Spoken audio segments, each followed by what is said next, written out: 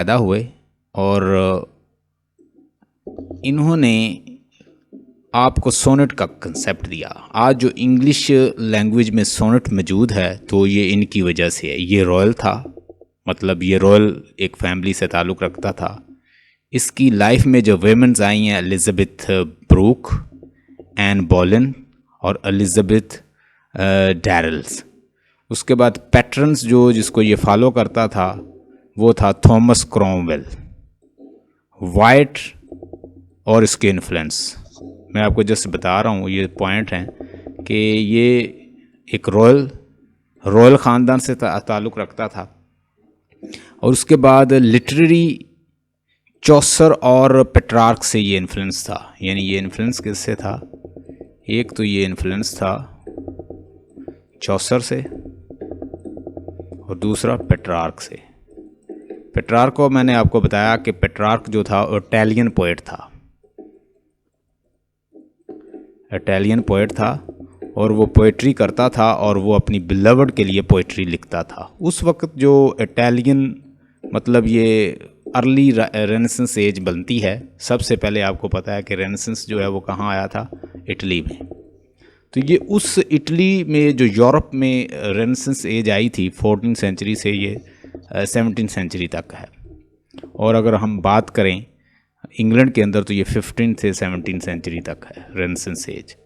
तो वहाँ उस वक्त इटली के अंदर ह्यूमनिज़म भी मौजूद था, ठीक है, और रेनेसेंस भी मौजूद था। रेनेसेंस एज में वो क्या कर रहे थे? पोइट्री लिख रहे थे और वो बहुत अच्छी प्रैक्टिस कर रहे थे। They were not writing, they were not only writing in literature, they even expressing themselves in painting. वो पेंटिंग में भी काम कर रहे थे, पॉलिटिक्स में भी काम कर रहे थे, ठीक है, और लिटरेचर में भी काम कर रहे थे। और उनका वर्क जो है वो बड़ा नुमाया था, प्रोमिनेंट था।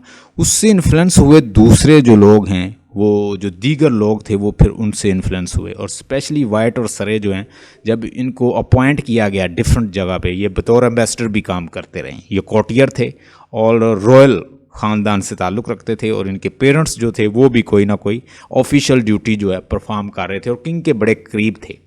मैंने अभी आपके साथ एक नाम लिया, एन बोलेन, ये लिखा हुआ नाम।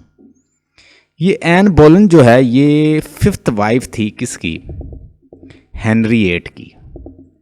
हेनरी VIII ने बहुत सारी शादियां की थी, हेनरी VIII की कोई औलाद नहीं थी, ठीक है। और ये क्या चाहता था? हेनरी चाहता था कि उसके कोई बेटा पैदा हो, वारिस बन जाए और उसकी मतलब इतनी जो दौलत है वो उसका कोई वारिस पैदा हो।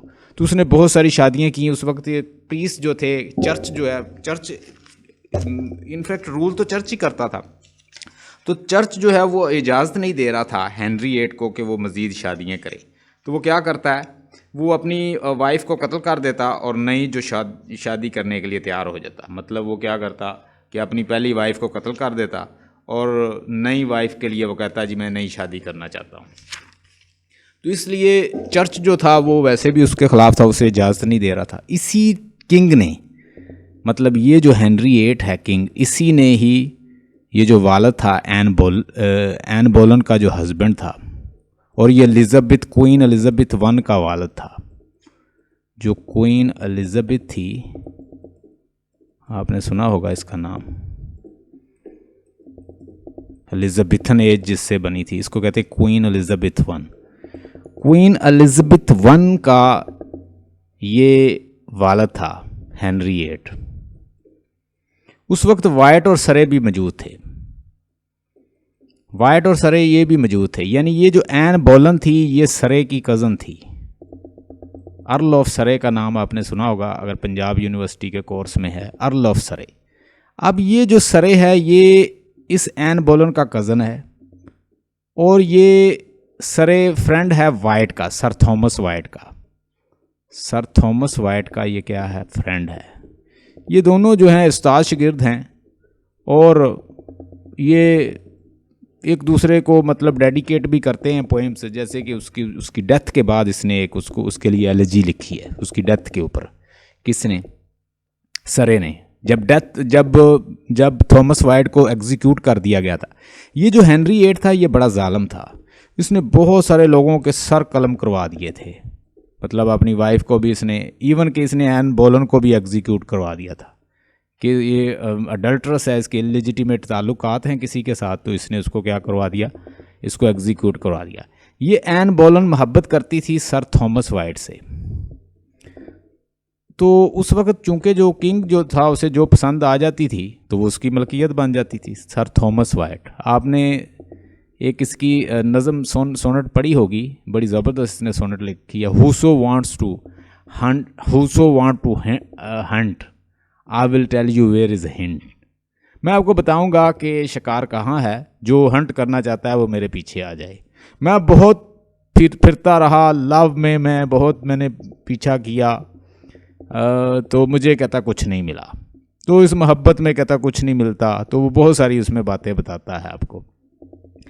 थॉमस वाइट फ्रेंड है किसका, सरे का, और लवर किसका है, एन बोलन का, ये जो एन बोलन, और एन बोलन किसकी वाइफ है, हेनरी VIII की।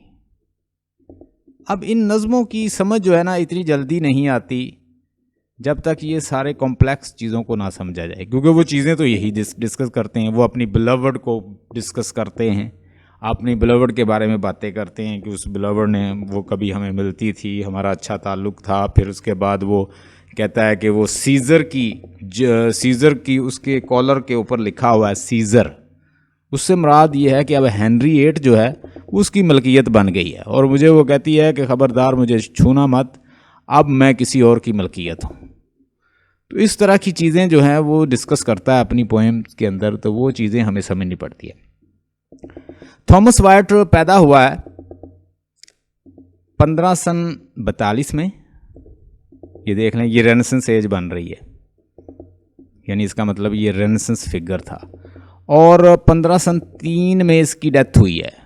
मतलब इसको अगर एग्जीक्यूट ना किया जाता तो ये बहुत अच्छा अजीम पाए का पोएट बन सकता था, लेकिन ये हेनरी VIII के साथ भी इसके ताल्लुकात अच्छे नहीं थे, क्योंकि ये एन बोलन से मोहब्बत करता था, उसको अप्रोच करने की कोशिश करता था।